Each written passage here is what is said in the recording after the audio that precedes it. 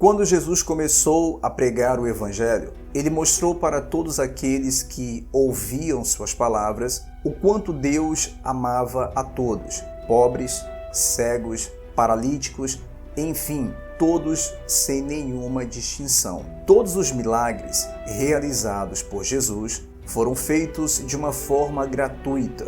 Jesus não os fez em troca de alguma coisa. O objetivo dele era mostrar o poder de Deus, do Deus que ele anunciava, para que as pessoas pudessem acreditar que ele veio da parte de Deus. Antes de continuarmos essa mensagem, eu gostaria de pedir a você que não é inscrito no canal, inscreva-se, deixe o seu like nesse vídeo e eu gostaria que esse vídeo chegasse à meta dos 500 likes. Se você gosta do nosso canal, deixe o seu like e vamos alcançar essa meta. Agora vamos continuar a nossa meditação. Está escrito: porque pela graça sois salvos, mediante a fé, e isto não vem de vós, é dom de Deus, não de obras, para que ninguém se glorie. O tempo passou e hoje existem no mundo pessoas doentes, fisicamente e espiritualmente. Assim como no passado, hoje também existem pessoas com problemas em todas as áreas. Mas, contrário a Jesus, hoje o que vemos são pregadores vendendo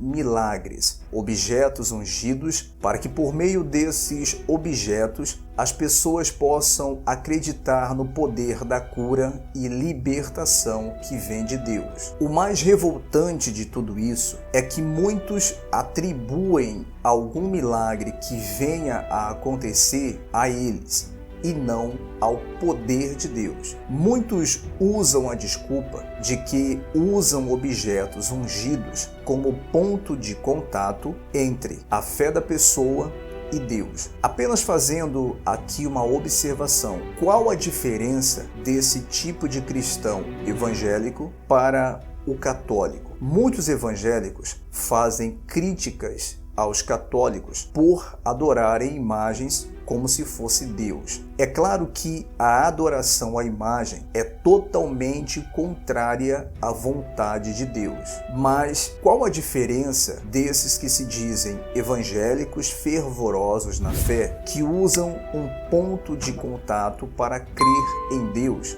e para um católico que faz o mesmo? Muitos desses líderes que não gostam de ser contrariados usam até o exemplo de que Jesus usou a saliva como um ponto de contato para que a fé do cego fosse estimulada. Aí eu pergunto, por que Jesus fez lodo com a saliva e usou nos olhos do cego? Eu, particularmente, não sei. Jesus é Deus e sabe muito bem porque foi preciso fazer aquilo. Mas, mesmo que ele tenha usado um ponto de contato, ele o fez com o objetivo de curar o cego e não pediu nada em troca. O problema de hoje é que muitos usam esses pontos de contatos para vender um milagre, vender Jesus para as pessoas. Com qual objetivo? É a cura? Não. O objetivo é arrecadar dinheiro, tirar o pouco que as pessoas têm. E na maioria das vezes, quando o milagre não acontece, eles culpam a pessoa dizendo que elas não creram. Por isso, o milagre não aconteceu. Se o objetivo é a cura das pessoas, por que não devolvem o dinheiro que a pessoa deu para obter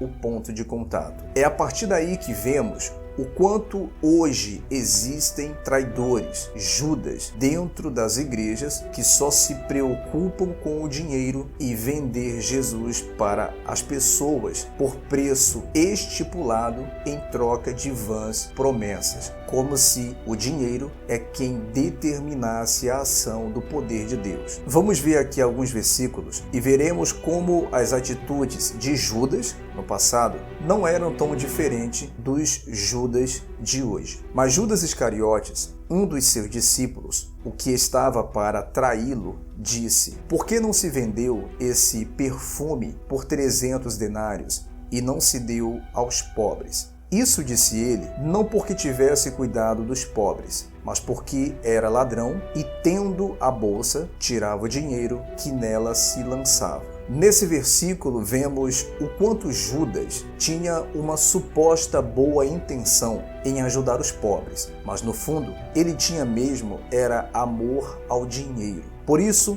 ele achou um desperdício a mulher lançar o perfume aos pés de Jesus. Muitos pregadores dizem que é um desperdício a pessoa fazer outros investimentos na vida, pois o melhor investimento é o altar. A Bíblia ainda é bem clara quando diz que ele era ladrão e tirava da bolsa o que se lançava dentro. Muitos pregadores dizem que essas arrecadações com propósitos feitos prometendo milagres é para o crescimento da obra, mas não sabemos que obra, a de Deus ou a da própria vida. As ofertas para manter as despesas das igrejas precisam ser dadas de forma espontânea, assim como foi a atitude da mulher em lançar o perfume aos pés de Cristo. Vamos para outro versículo. E Judas Iscariotes, um dos 12, foi ter com os principais sacerdotes para lhes entregar Jesus. Eles, ouvindo-o, alegraram-se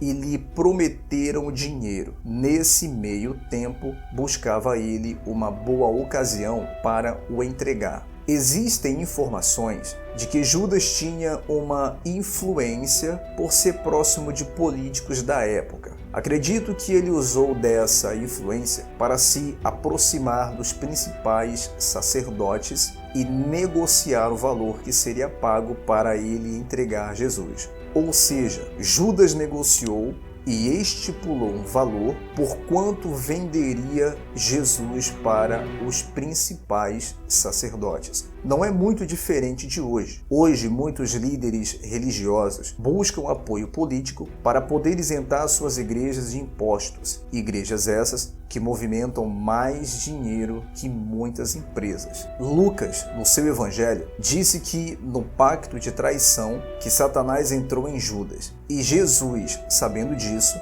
disse para Judas: o que pretende fazer, faça depressa. Mesmo Judas andando com Cristo durante os 3 anos de seus ensinamentos, o Espírito Santo nunca encontrou um espaço para convencer Judas dos seus pecados, pois esse espaço no coração era preenchido pelo orgulho e ganância, ingredientes perfeitos para a ação do mal dentro dele. Mesmo Jesus sabendo que Judas seria o traidor, Jesus deixou Judas andar com ele até o dia da traição. Ele mostrou que o fato de estar há muito tempo andando com Cristo não significa que você seja convertido, mas apenas um convencido de que se converteu. E o que mais vemos nos dias de hoje são líderes religiosos que se dizem de Deus, convertidos e voz de Deus aqui na terra, mas os frutos mostram que são apenas convencidos de que tenham se convertido. Por isso, meus irmãos, não aceite o Jesus vendido por esses líderes